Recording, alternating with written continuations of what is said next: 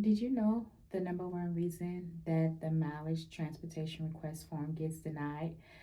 The reason that the insurance company will deny the transportation request form is because on question two, or whatever number that is, it states, what is the reason that the patient cannot be treated by their local provider within 30 days?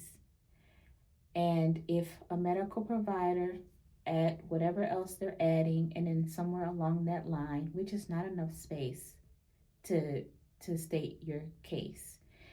If they put second opinion, just know that you are denied. The insurance company does not want to pay for you to get a second opinion. They feel you can go see someone local and save them money. So just know, if the word second opinion is on the form, you will be denied. I'm sorry, but it's facts. The other thing is where I think the disconnect happens, so where that patient kind of drops the ball, so to say, is normally forms come back to you and then you can submit it off to whomever you are submitting the form to. But for the insurance company, they want the form to either be faxed or emailed directly over to them. It cannot go to you and then you submit to them. And the reason for that is they stated that the form could be potentially altered for approval before it reaches them. And I understand that. So that removes the opportunity for you to take a look and see exactly what's placed on that form. You also want to make sure that you are allowing your medical provider and the insurance company enough time to review the form. Now, the insurance company can take up to a week, and that's also dependent upon their volume. Now, when you look at it from a medical provider standpoint, they're busy seeing a lot of patients. And let's say, hypothetically, for this situation, you didn't schedule an appointment, you dropped off your form, you faxed it, you uploaded, however you did it, but you got it submitted without an appointment.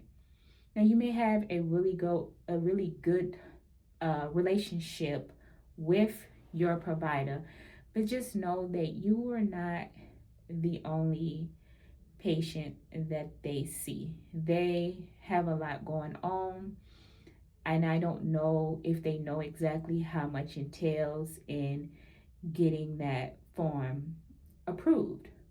But just know that second opinion, that's just access for easy denial. And what you got denied in less than 10 seconds, I would say, because what the insurance company saw was second opinion. And that's not justification for them to spend their money. And I'm not saying it's right and I'm not saying it's wrong, but if you think about just being frugal in the way you spend your money, even today, we think about, is that something we need? Is there something we want?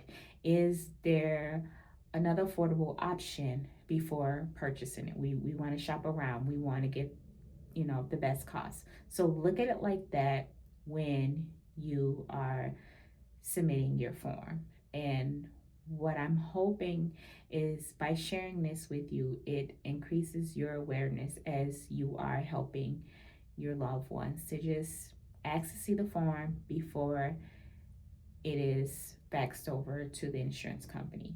From my understanding, and each insurance company may be different, but once it's been denied for that particular travel date, there is no appeal. It'd be nice if if there was an appeal, but it did not sound like an appeal process was an option. So you're going to take that as what it is. It's just a denial. You're going to have to think about other alternatives to get you to where you need to go.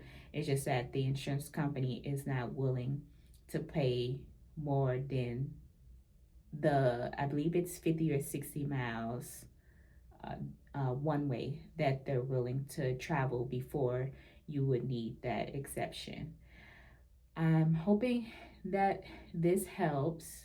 Feel free to comment below if you would like to just learn a little bit more about the form and some other ways that you can be denied, as well as what are some options to help with approval.